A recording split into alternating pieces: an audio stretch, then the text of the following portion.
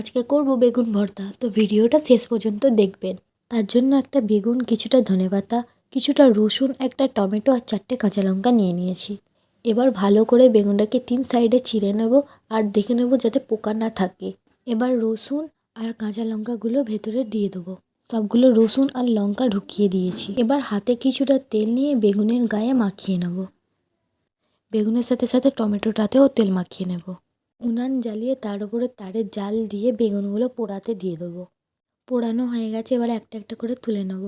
এবার একটু জল দিয়ে খোসাগুলো ছাড়িয়ে নেব। দেখুন কত সুন্দর ছাড়ানো যাচ্ছে। এবার টমেটো আর বেগুনটাকে ভালো করে কুচিয়ে নেব। রসুন আর লঙ্কাগুলোকেও কুচিয়ে নেব। উনানে কড়া চাপিয়ে তেল গরম করতে দিয়ে দিয়েছি। এবার কেটে রাখা পেঁয়াজগুলো তেলে দিয়ে দেবো।